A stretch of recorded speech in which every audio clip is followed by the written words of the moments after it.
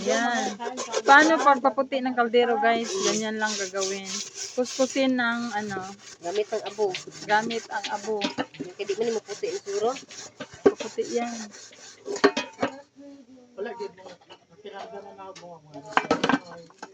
Ganito sa bukid, guys. Unlimited tubig. Tapos abo.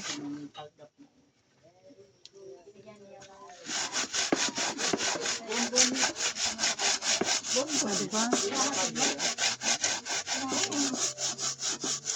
Hindi magnati ha. Kaya bugawan mag-abo.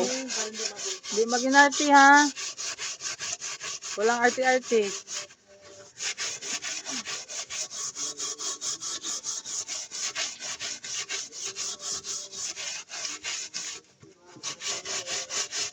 Wala nang nagka-differential sila ni Lolo.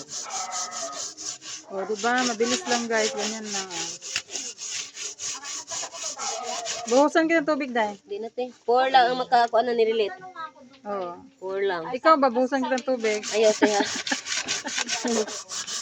4 lang makarelate ani ay sa day. Taga bukid ay makarelate ani. Oo. Pag nasa bukid, yan lang yung makarelate. Yung gumagamit ng kahoy. Pero kung taga bukid ka nga, Maarte. maarte di ka karelate ani. Yun.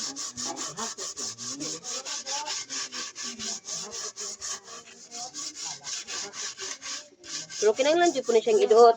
Hmm. Kaya hindi na mo iduot, di po na makuha. Kiti. Kailangan mo siyang i-diin. Yan, di ba? Ang puti na.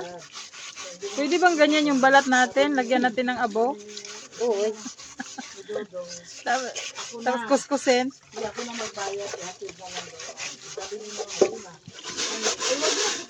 Ano lalim? Baka mo putas. Diyan, ano babaw lang. Ayan, tama. Tama na. Yun. Maputi pa yung lubot ng kaldero. Kasi nagkuskus. Oh, grabe na po na eh. Ang nandito yan. Kasabihan lang yun nila eh. Bakit kaibigan na si Lolo? Nag-inuman daw yata. Tapos parang nagka-differential. Oh, di ba? Maputi na. Ganyan lang, guys.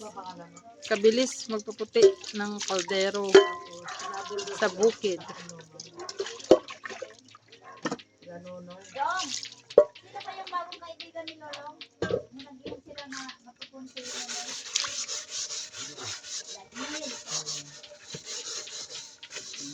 Kumain ako ikuskus guys sa ba.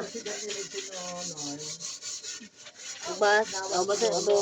Ako sinulog daw yata. Oh, di ba? Ang puti. Ano? Ayaw, kung totoo na sinulog. May lulog daw.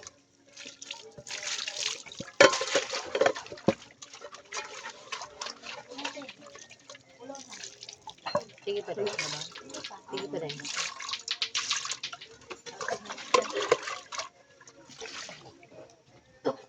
Ayan, malinis na guys. Ganyan lang guys, kabilis maglinis ng kaldero.